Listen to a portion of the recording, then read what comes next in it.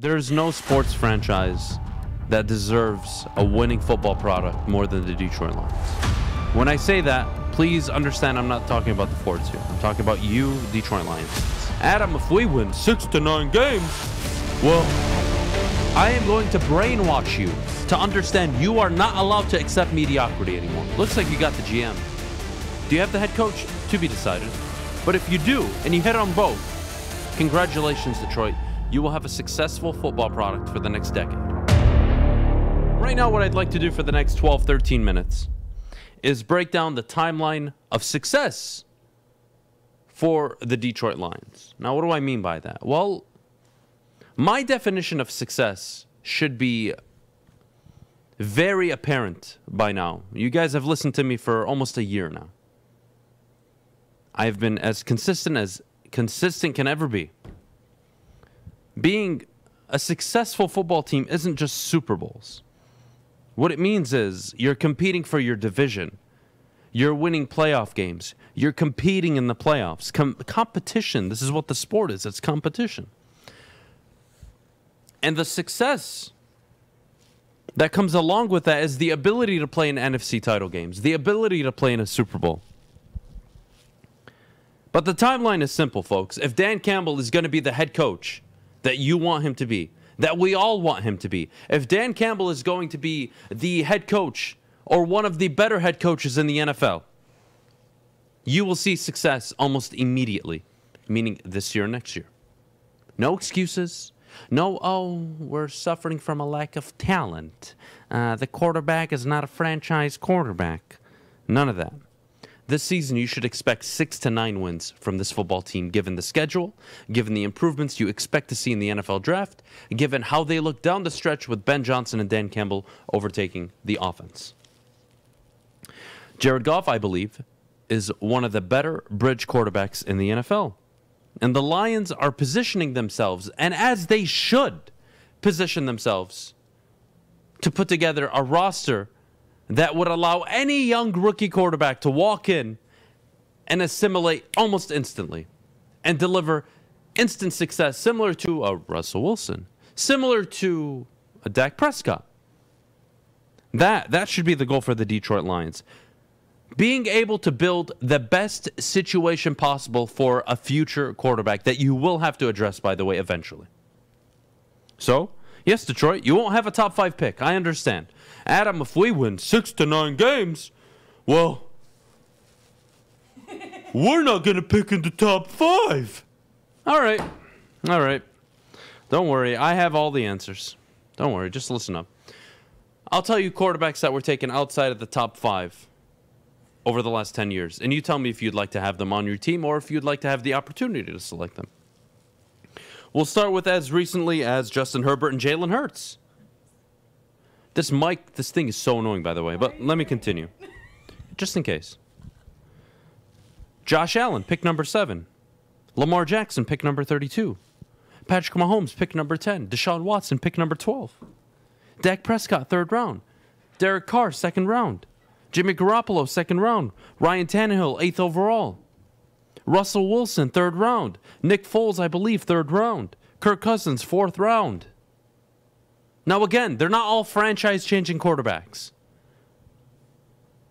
And especially the ones at the higher end. Your Herberts, your Mahomes, Watson, Allen, Ryan Tannehill even. Look, he's not a franchise guy.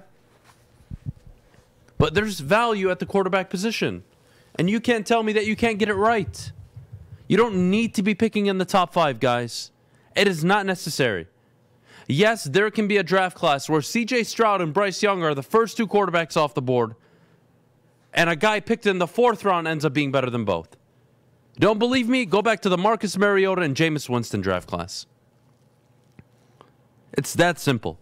You don't need to be picking in the top 5. Now, do your chances increase if you're picking in the top 5 to get the quarterback you want? Sure. No denying that. But it's not everything.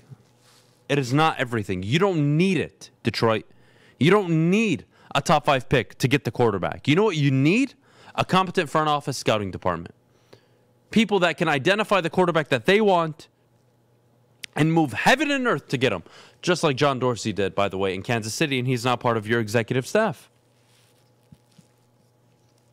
The timeline for success is simple. Do you have a competitive football team in 3 years? And if the answer is yes, you're on the right track. Again, Detroit, I don't need a Super Bowl in the next 2-3 years. I don't need an NFC title game.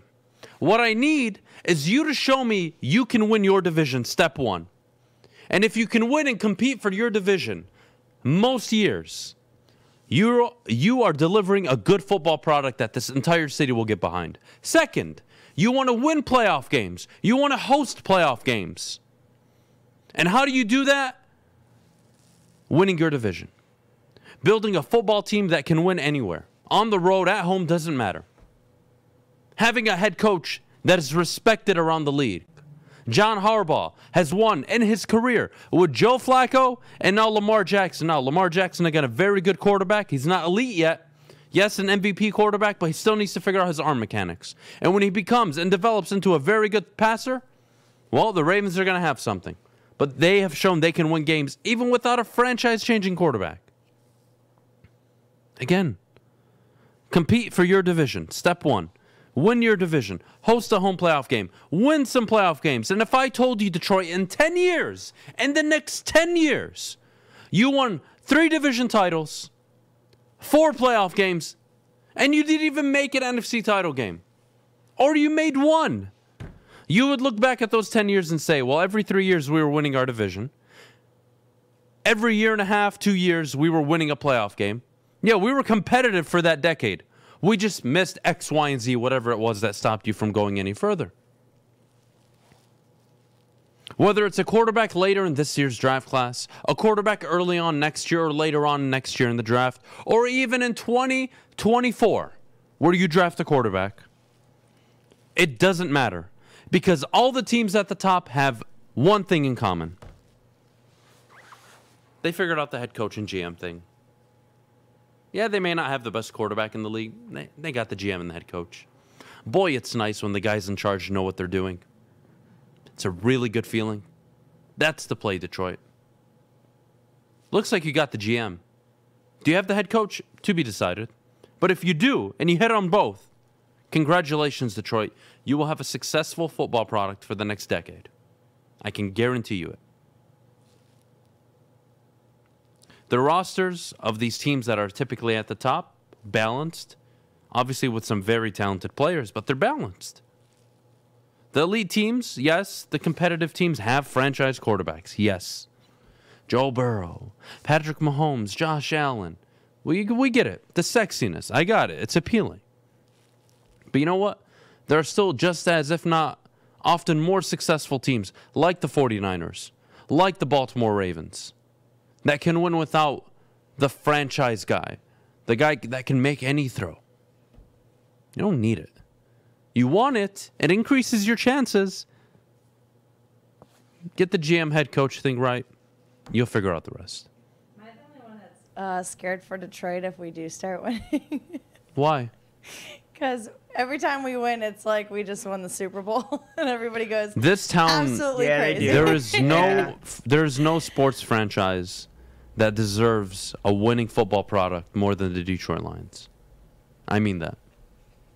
Now, when I say that, please understand I'm not talking about the Fords here. I'm talking about you, Detroit Lion fans. You deserve it. You've put up with God knows what over the last 58 years. I've only been alive for 28 of the mess. 28 years of it. I've only been alive to see 28 years of failure. Some of you have seen it all. God bless you. You deserve everything. And I hope you get it. I really do.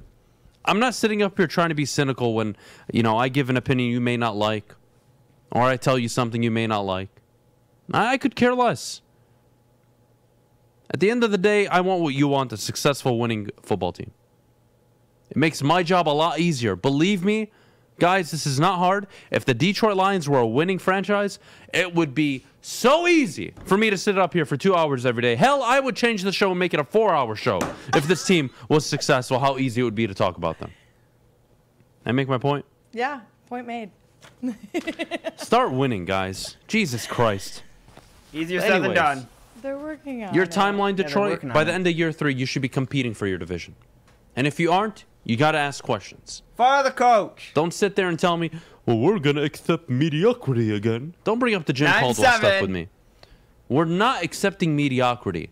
I will not allow it. I am going to brainwash you to understand you are not allowed to accept mediocrity anymore. I don't care how bad the history of this football team has been. You want to turn it around? You do it by winning at the elite level. Win your division. Haven't done it since 93. Win a playoff game. Haven't done it since 91. Get your act together. The rest will follow suit. Hopefully.